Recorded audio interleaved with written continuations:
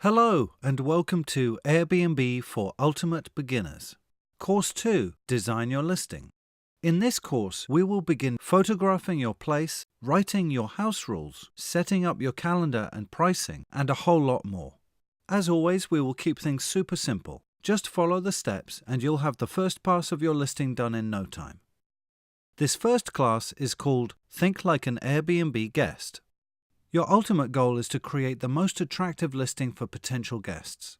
But before you can do that, it's a great idea to know what Airbnb guests are looking for.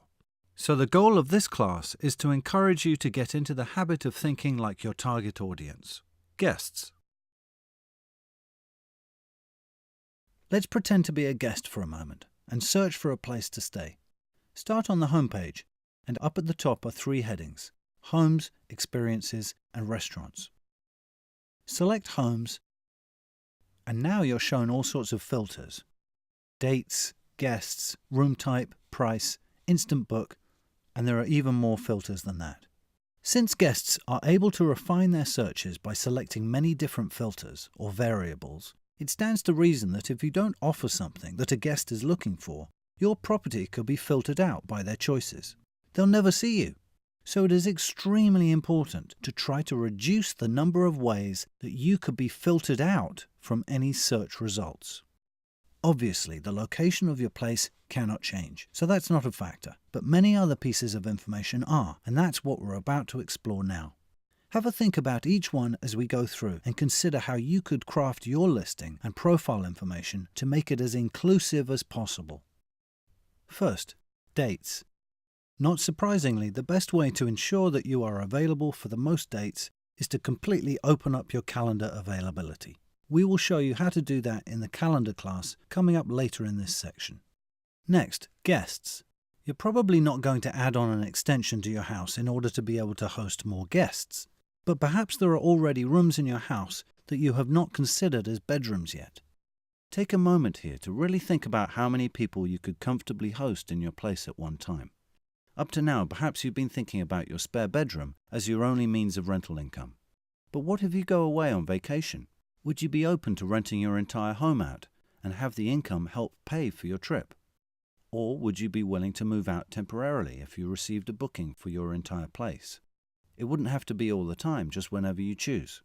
You set when your place is available and when it's not in your calendar, which we'll cover in a later class.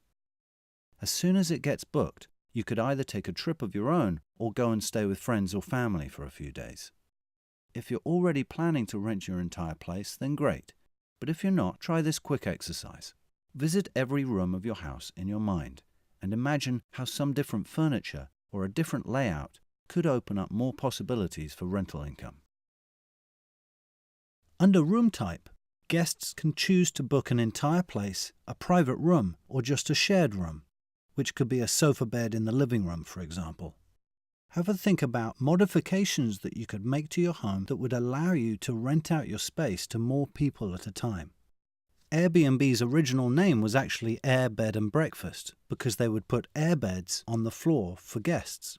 Perhaps that's something you would want to consider, just in case more guests want to stay.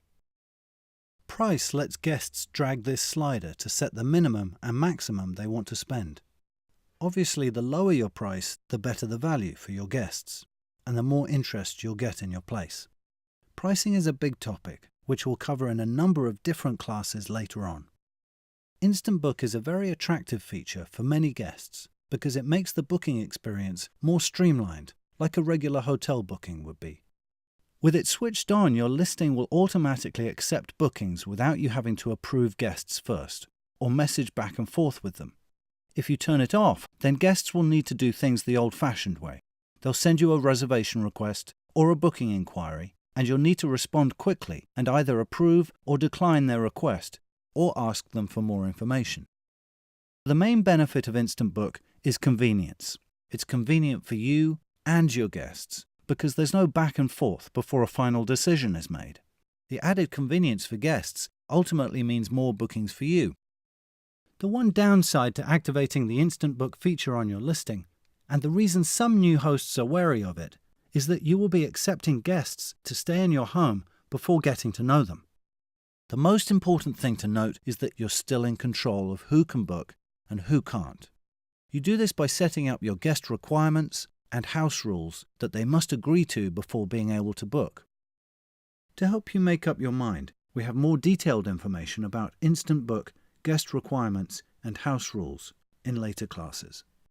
And now if we click More Filters, we are given all of these variables to choose from. Rooms and beds. What if you replaced a sofa with a sofa bed? Do any of your rooms have space for an air mattress that could be stowed away during the day? Could a single bed be replaced with a bunk bed? Do you have a covered area for a hammock? You can also include a toddler bed or crib if you have them. If you're going to go to all the trouble of setting up a rental business, you may as well try to squeeze as much revenue out of it as possible. Superhost. Many guests will only search listings that belong to superhosts.